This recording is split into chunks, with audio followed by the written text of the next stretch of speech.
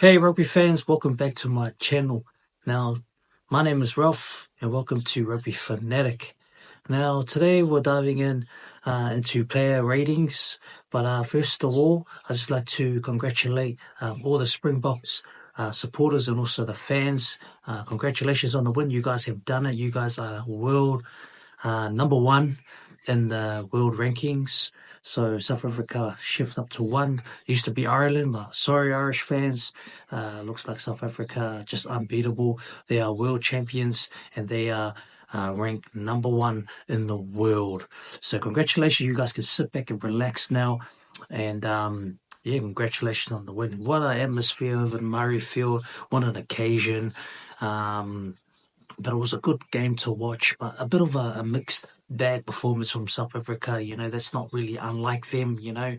But I just thought I'd dive into one of the player ratings, so we'll talk about both teams and also talk about the players' performance and their contributions in the game. Don't forget to subscribe to my channel, and also for those who are new, thanks for tuning in. Subscribe for more rugby content. So let's get started. So we'll talk about starting off the Scottish players. Tom Jordan, the fullback, he had a strong attacking presence, offering good running lines and a solid contributions to the loose, but unlucky to have a try ruled out after an early knock-on from Hugh Jones. So I gave him a 7. Then we had Blair Kinghorn. I thought that he might have made an impact, but he tried to inject himself into the game and also that pace as well in the game, but struggled to break down the South African defensive line. So he was solid in defense, but I gave him a 6. Then we had Hugh Jones. A solid outing though. His knock-on that lead to disallowed try was a critical moment. Played his part in midfield and worked hard defensively, so I gave him a 6. Then we had also another player, a standout player for me was Sione Tuipulotu. Provided leadership and carried strongly, held his ground in the physical battle against South Africa's powerful midfield. So I gave him a 7. So yeah, he had an outstanding performance, Tuipulotu. Then we had Duan van der Merwe. He's the most dangerous player on the field for Scotland. His powerful runs and work rate keeps South Africa's defence busy, but his near try was prevented by a remarkable tackle from Ebony Etzebeth. What a tackle. So I gave him a solid 8. Then we have the experience of Finn Russell after missing out in the lineup last week against Fiji. He gets a shot, an opportunity. He had a brilliant performance, exceptional with the boot, nailing 5 penalties and controlling the game with composure. His tactical kicking and leadership were pivotal in keeping Scotland in the match. So I gave him a solid 9.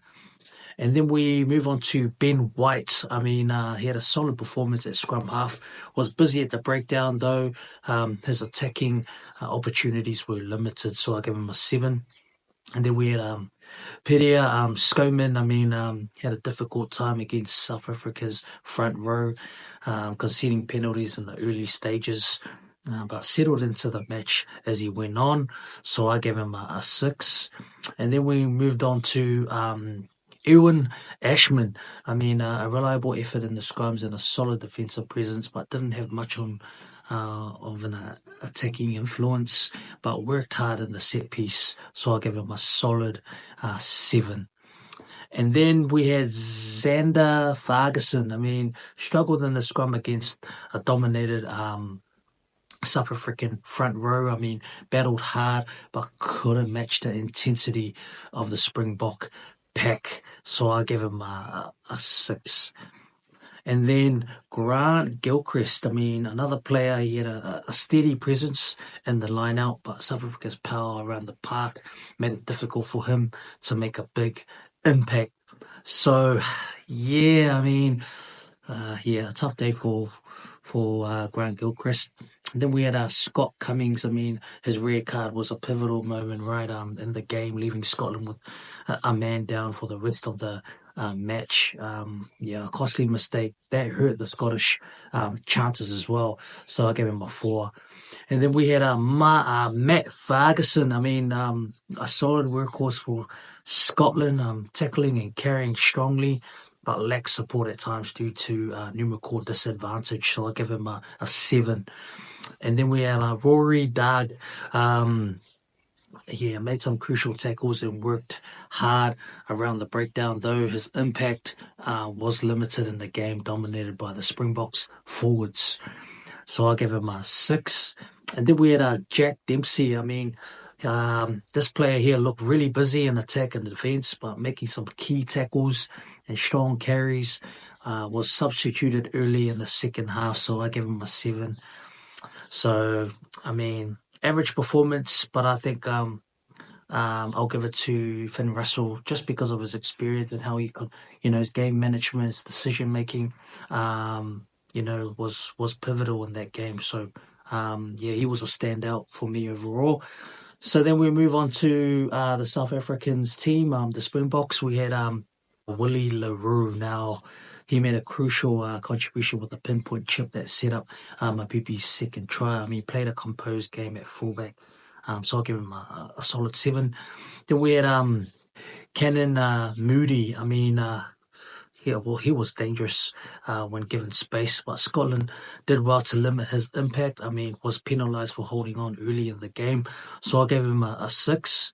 And then we had Lukhanyo I mean, defensively solid and provided good distribution from the centre, helped control the game with his calm presence. So I gave him a solid 7. Then we had Andre Esterhuizen. I mean, a powerful presence in the midfield, breaking tackles and providing options in attack. Worked hard defensively. He was my favourite in that game. He was a powerful runner. He just ran those lines. He was solid on attack for me. So I gave him a solid 7. And then we had Makazole Mapipi. I mean, he scored 2 tries and was consistently threatening on the wing. But his work rate and finishing were exceptional. So I gave him a solid 9. He was the man of the match for me. So he had a really good game. And then we have Andre Pollard, the experience, the veteran, unflappable with the boot. I mean, kicking 7 out of 7 penalties, managed the game well and played a crucial role in securing the victory. And also, I gave Andre Pollard an 8. So, he had an outstanding performance. Then we had Jaden Hendricks distributed well from scrum half and kept the ball flowing quickly. I mean, he controlled the tempo of the game alongside Pollard. So I'll give him a solid 7. And then we have Ox Niche, a powerful force. He's a beast in the scrums and around the park. I mean, was a key part of the dominating South African forward pack. So he was a beast for me. So I gave him a solid 7.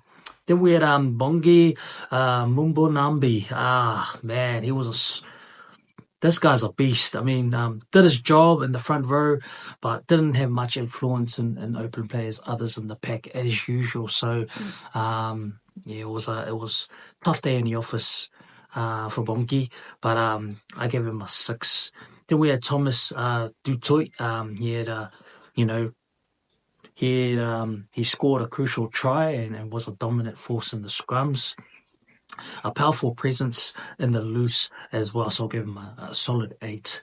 Then we had Ebony Etzebeth, led the South African pack with authority. His defensive work was crucial, notably with the try-saving tackle on Duan van der Merwe.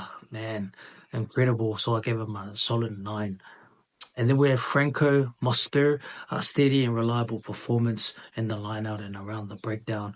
Worked well alongside of Etzebeth in the second row, so I'll give him a 7. Then we had Marco van Staden, was active in the loose and defensive phase, but didn't stand out on a high-intensity match. And then we had Al Wright Low, played a solid game with good ball carrying and defensive contributions, worked hard in the breakdown, so I'll give him a 7. And then we have this player here, What a special moment. Kawaka Smith, played his 50th Test cap. What a moment for him. He made some good runs and tackled hard, but didn't make a major impact compared to other members of the pack. Hey, congratulations on Kawaka Smith for achieving 50 Test games. That's not easy.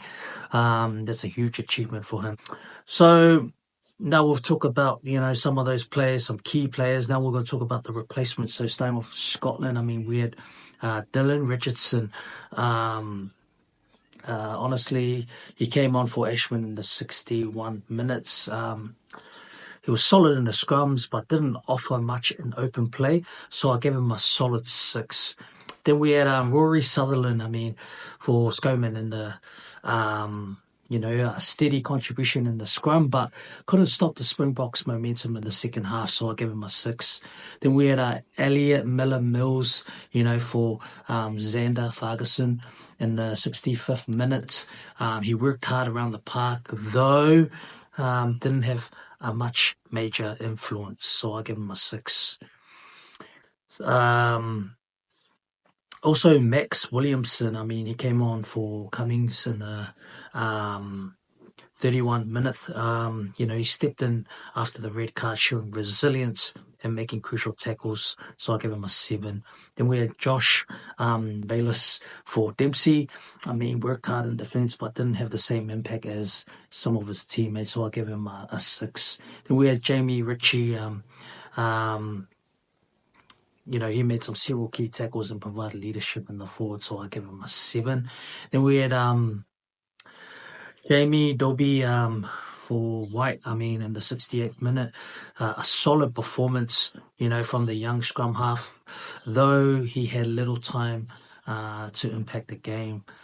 So I gave him a 6. And then we had Stafford McDowell, for Jordan in the 72 minutes, coming on late in the match with limited opportunities to influence play. So that's the Scottish replacements. And then we move on to South Africa. So we had Malcolm Marx. Honestly, he had a strong performance. The bomb squad came on, so it made a huge difference. A strong presence in the set piece, though not as influential in open play as others in the pack. So I gave him a 7.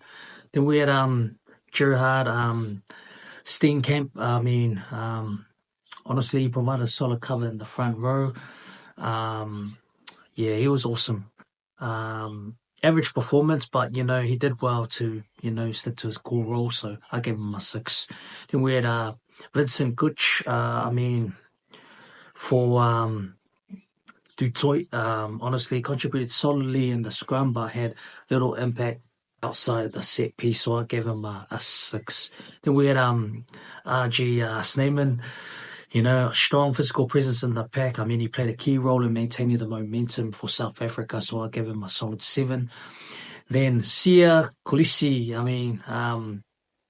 honestly, he made a solid contribution in the loose end around the breakdown, and his leadership was vital in the game.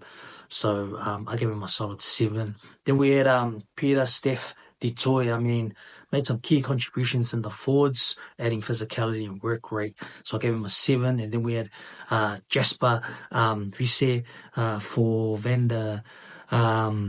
Staden. He scored the final try of the match, bringing energy to the South African attack. And then, I gave him a solid 8. And then we had Grant Williams for Hendricks. Helped manage the tempo of the game after coming on, but didn't have a huge impact, so I give him a 6. So there you go. South Africa's superior depth and power and execution ultimately told us that, obviously they, trumped 15-32 of a determined Scottish side. Despite being reduced to 14 men for the majority of the match, Scotland fought hard with standout performance from Finn Russell and also Duran van der Merwe, but South Africa's clinical play and control the set piece proved decisive. So let me know your thoughts about the game. Who are the players that stood out? And if you agree and disagree, player ratings, we'd love to hear your thoughts. Comment below. And thanks for tuning in. And keep the rugby spirit alive. And keep supporting your teams. And congratulations to all those Springboks fans. You guys can sleep well now, and we will catch you in the next video.